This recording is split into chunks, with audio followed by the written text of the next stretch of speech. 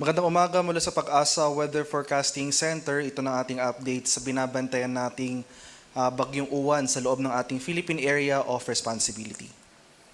Latest location natin para kay bagyong Uwan kaninang alas 4 ng umaga ay nasa layong 985 kilometers silangan ng Eastern Visayas. May taglay itong lakas ng hangin na malapit sa gitna na umaabot ng 130 kilometers per hour, pagbugso na umaabot ng 160 kilometers per hour.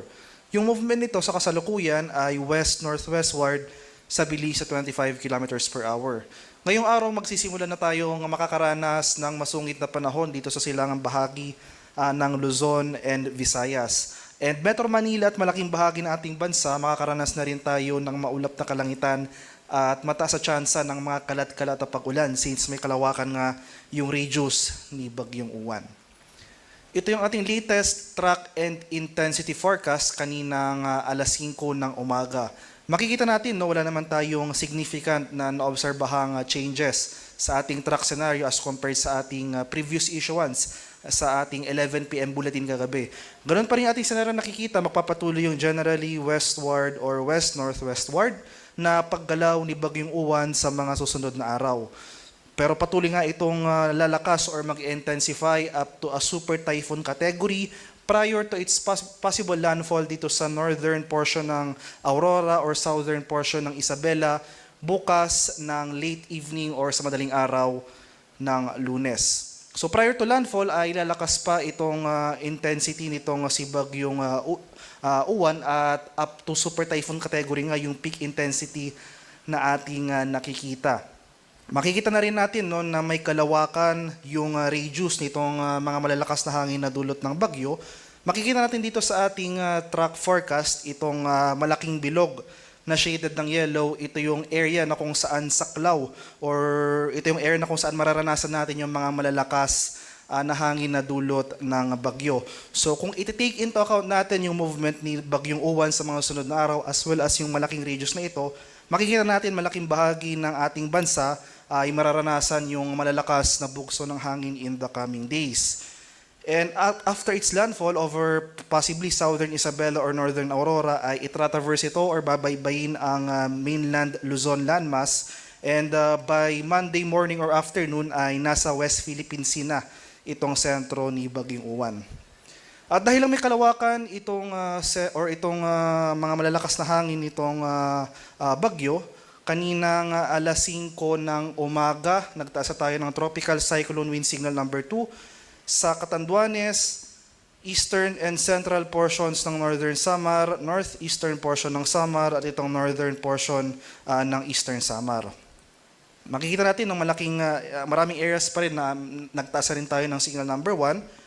So as of 5 AM, may signal number 1 tayo dito sa Cagayan, Babuyan Islands, Isabela, Quirino, Nueva Vizcaya, Apayao, Abra, Kalinga, Mountain Province, Ifugao, Benguet, Ilocos Norte, Ilocos Sur, La Union, Pangasinan, Aurora, Nueva Ecija, dito sa may Bulacan, Tarlac, Pampanga, Zambales, Bataan, dito sa Metro Manila, Cavite, Laguna, Batangas, Rizal, dito sa may Quezon, including Polillo Islands, Camarines Norte, Camarines Sur, Albay, Sorsogon, Masbate, kabilang ang Ticao at Burias Islands, sa may Romblon, Oriental Mindoro, Occidental Mindoro, kabilang ang Lubang Islands, dito sa may Calamian Islands, nalalabing bahagi ng Northern Samar, rest of Samar, rest of Eastern Samar, sa may Biliran, Leyte, Southern Leyte,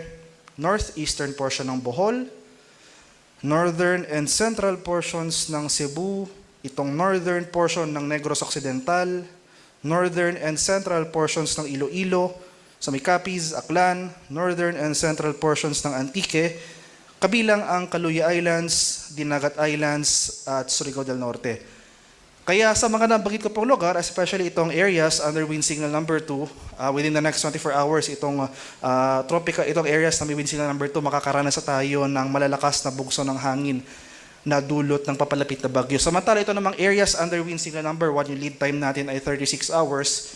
So within the next 36 hours, makakaranas rin tayo ng mga malalakas na hangin na dulot ni Bagyong Uwan.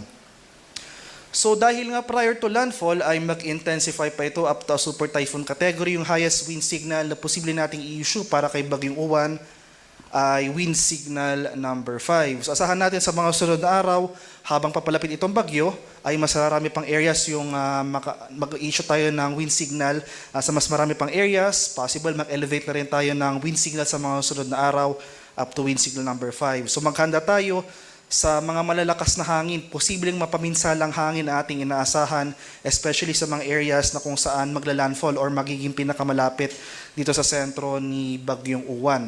Papaminsalang hangin, so ibig sabihin, asahan natin yung significant damages sa ating mga infrastructure, especially mga buildings na gawa sa light materials, and after its passage sa Luzon area, asahan natin yung disruption sa ating mga public services such as public transportation. So sa mga lugar na hindi ko pa nabanggit na walang tropical cyclone wind signal, posible tayong magtaka sa mga sunod na araw. Bakit? Especially itong area ng Visayas at Mindanao, bakit walang wind signal sa aking lugar? Pero malakas yung bugso ng hangin. So dahil may kalawakan nga yung radius ni Bagyong Uwan, for today and tomorrow sa mga lugar kung hindi nabanggit na walang wind signal, the rest of Palawan, Visayas and Mindanao, asahan natin yung mga pagbugso ng hangin for today and tomorrow.